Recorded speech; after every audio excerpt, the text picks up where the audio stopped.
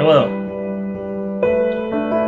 The Unitarian Universalists are a popular religion in America today. As you can tell from their name, they are a combination of Unitarian and Universalist thought. Unitarian thought goes farther back than 1567, but culminated around this time in the life of Frank David. These roots of Unitarian thinking came together to form the Unitarian half of the tradition as we see it today. According to one group of church historians, the church may have gotten its starts with a book club featuring Miguel Servetus, Giorgio Biandrata, and Frank David. Miguel Servetus, both a lawyer and cartographer, had felt he had discovered there was no Trinity. He wrote on the errors of the Trinity in 1531 from this Unitarian belief of God, and his books were banned. He moved from Aragon to Germany to Italy, France, and eventually Geneva, where he was burned for heresy at the stake in 1533. Biandrata had a single copy of Servetus's book and lent it to Frank David, who was a Hungarian Protestant minister. Biandrata then persuaded King John Sigismund, the King of Hungary, to have Frank David appointed court preacher, and the Unitarian doctrine was then formed. They believed that love taught us more about religion than truth did, and wanted to promote clean consciences and goodwill.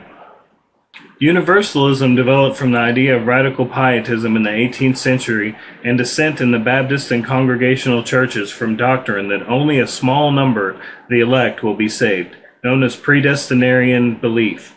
Now we're going to talk about the Universalist half of the name Unitarian Universalism.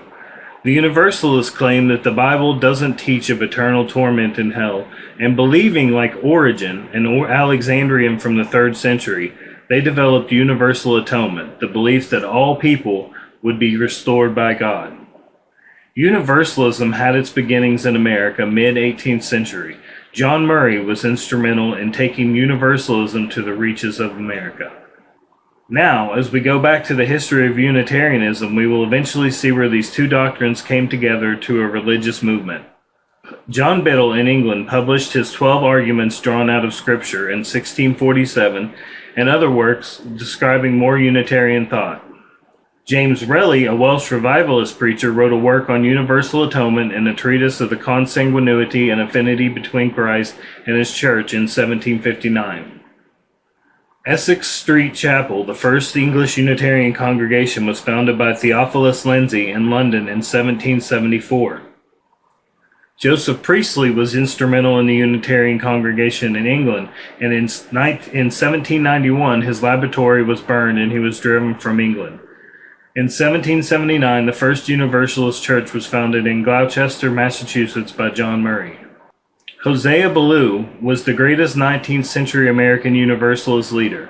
His A Treatise on Atonement in 1805 converted most Universalist ministers to a Unitarian view of God, an Arian Christology, and the view that because sin is finite in nature and all of its effects will be experienced in this life, all of humankind will be saved after death.